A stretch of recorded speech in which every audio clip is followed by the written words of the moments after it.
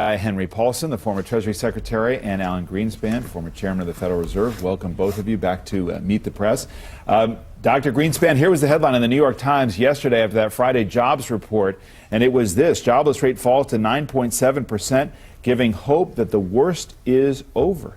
Does this jobs report signal a turnaround? It doesn't signal a turnaround, but what it does say is that the turnaround, which has already occurred, is moving, but not in any aggressive manner. And Secretary Paulson, if you look at the jobs lost since the recession began, 8.4 million jobs over that time horizon. The question is, what's going to cause a turnaround? When do you see this jobless rate actually stay in the single digits? Well, the economy is clearly recovering, and I have great confidence that we have such a dynamic private sector in this country that they're eventually going to begin creating jobs. Now, one of the factors, not the only factor, but one of the factors that will help is more certainty with regard to actions out of Washington. And for instance, certainty with regard to financial regulatory reform will help. In terms of not just regulatory reform, what we'll talk about, Dr. Greenspan, but also just the idea of the notion of what the government can do now with regard to a jobs bill or other things to bring down unemployment more steadily. I think we have to start with the focus of economic activity. In other words, jobs are created by having something to do. So you can't put jobs before economic activity. And I would therefore argue what would be most useful at this particular stage is cutting taxes on small business, because they are the big creator of jobs. But they won't hire anybody if they don't have any business. So you have to get them to act in a manner which creates the types of economic activity which draw in an ever-increasing demand for labor. And that is a question in terms of what's happening out there. Where is the impetus for businesses to start hiring again? Well, again, I just believe so much in how dynamic our economic system is and our economy is. The one thing I know for sure is that with the economy recovering, ultimately the private sector will do what needs to be done and create opportunities and jobs.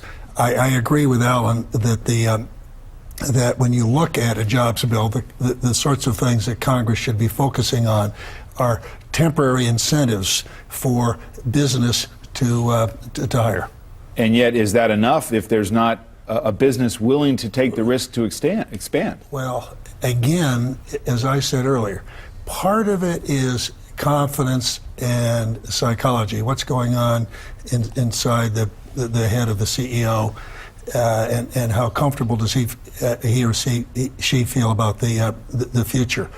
But again, it's very difficult to sit here and say, now, where is the economic activity going to come from? Which area, which business? Mm-hmm. But it always does come, and it will come. We have stable financial markets and a recovering economy. It's going to take some time, though. So when is the recession over, then? The recession is over. It bottomed back in the middle of last year, and while it doesn't have the strong momentum I had hoped it would have, strangely, because of the fact that we had such a strong fourth quarter, which was essentially using up a lot of the latent power of advance, which was the gradual reduction in the rate of decline in inventories. We did it all in the fourth quarter, and we shot our ammunition. So it's going to be a slow, trudging thing, but I do think we're going to be moving forward. And as Hank says, the issue here is basically innovation. Innovation, by definition, is not forecastable. So we don't know where the jobs are coming from. We don't know how this market is exactly, in terms of dynamics, going to move forward.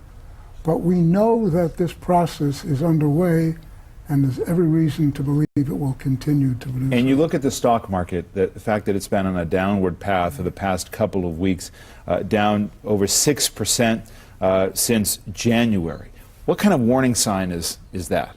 Well, it's more than a warning sign. It's important to remember that equity values, stock prices, are not just paper profits. They actually have a profoundly important impact on economic activity. And if stock prices start continuing down, I would get very concerned. I agree with that, but I also never place too much emphasis on what the market does for any week or two. You need to really look at this just like you look at economic data over a period of time. And if you look at this over a reasonable period of time, we've seen a very solid stock market. Let me ask you about the president and about the president's team. This is something you wrote in your new book, On the Brink, about election night and a change in leadership. After the Democratic candidate was declared the winner at 11 p.m., you wrote, Wendy, your wife, woke me up to tell me the historic news. I went back to sleep comforted by the knowledge that our president-elect, of course, Barack Obama, fully understood the threat our economy still faced. What do you say now, after more than a year? Is that confidence still high in him and his team? What I say is this. I take real comfort in the fact that the programs that were put in place to stabilize the economy were continued, and much of what has been done has been a continuation or a logical extension of those programs. I believe the financial markets are stable. I believe the programs have worked. They prevented the collapse of the financial markets, prevented a real catastrophe. I think we could have had 25% unemployment if the system had collapsed. And I believe that we're going to see that every penny that's been put in the banks is going to come back with interest. So I think the money's coming back. So, and that was what I was talking about on election eve, because both presidential candidates had supported the TARP legislation, and I think that was critical. If they hadn't, we would have been defenseless. But you certainly seemed impressed reading your book with candidate Obama, frankly more so than Senator McCain. Did you vote for Obama? Well, who I voted for is between me and the voting booth. But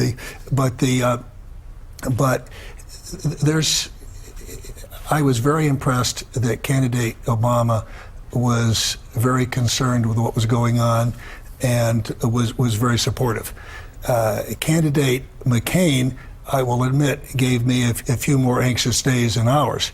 But I will also say that as he was falling behind in the polls, it would have been very easy for him to demagogue that issue, play to the populist card, and if he had come out against what we were trying to do, we wouldn't have got it, I believe. We wouldn't have had the TARP legislation passed, and we would have been left defenseless. Dr. Greenspan, one more question about jobs. Do you think that unemployment rate goes up again before it comes down?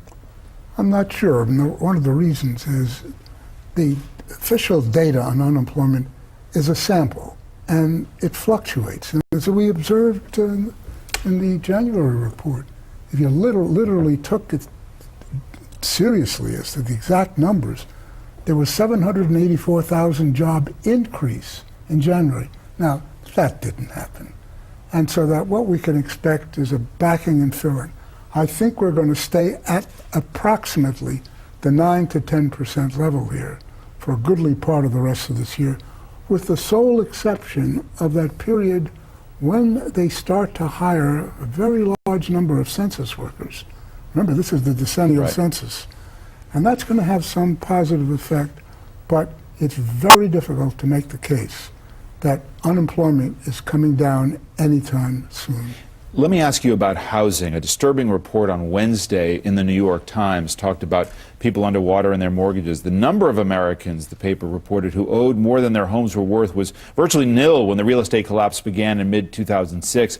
But by the third quarter '09, an estimated 4.5 million homeowners had reached the critical threshold, with their home's value dropping below 75% of the mortgage balance.